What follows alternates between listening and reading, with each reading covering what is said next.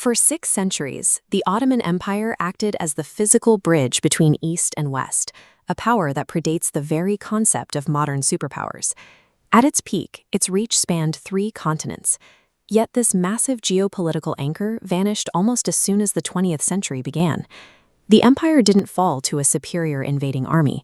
It dissolved because the global systems it was built upon changed faster than its leadership could perceive. History suggests that long-term survival is a metric of psychological speed. Military might is useless if a civilization cannot process a new reality in real time.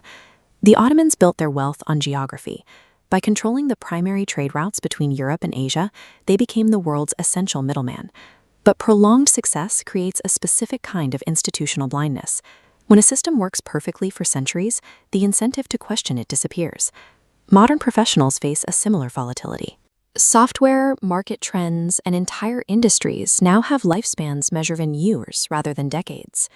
There is a specific trauma that occurs when the underlying system a person depends on becomes obsolete. It isn't a failure of the individual, but a failure of the world they were trained to inhabit. Current generations are often the first to feel this shift. They occupy a world that can entirely reinvent its economic and social rules within a single generation. This map illustrates the moment Ottoman leverage broke. Once European ships found paths around Africa, Middle Eastern trade routes were bypassed. Western Europe concentrated its new wealth into the scientific revolution, developing the industrial power and weaponry the Ottomans lacked. The Ottoman elite responded by doubling down on their existing customs. They remained committed to a medieval structure while their neighbors were building the modern world. Success creates comfort, and comfort creates a fatal rigidity. The very systems that made the empire strong became the anchors that dragged it down. Entrenched power structures perceive the changes required for their survival as a threat to their identity. By the time they choose to adapt, the window has usually closed. By the 1800s, the Ottoman Empire was widely being called the sick man of Europe. Systemic stagnation had completely become the accepted status quo, managed through small daily compromises that made the decline feel normal to those living within it. We see this exact pattern continuing in digital spaces today. Users slowly adapt to shrinking attention spans and algorithmic manipulation, accepting a degraded environment because the change happens one click at a time. The illusion of stability shattered with World War I. The empire's rigid institutions were forced into a modern industrial war they weren't designed to fight.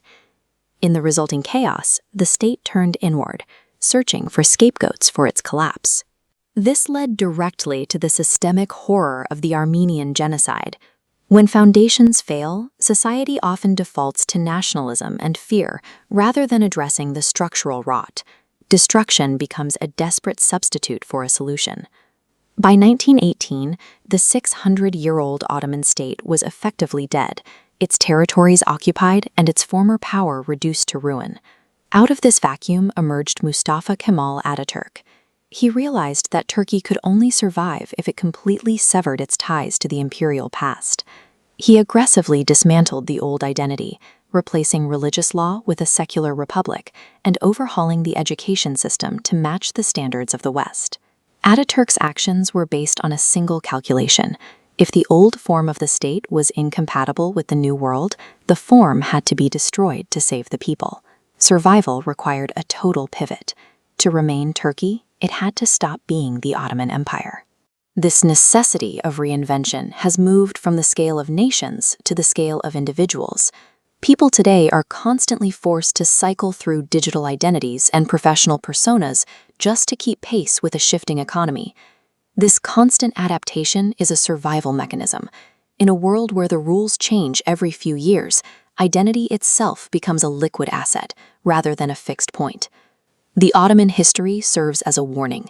Previous dominance provides no protection against an environment that has moved on. The empire wasn't defeated in a single moment of glory. It was simply outpaced, left in the shadows while the world became something else. The entities that endure are rarely the strongest or the most established. They are the ones capable of letting go of who they were before the world forces them.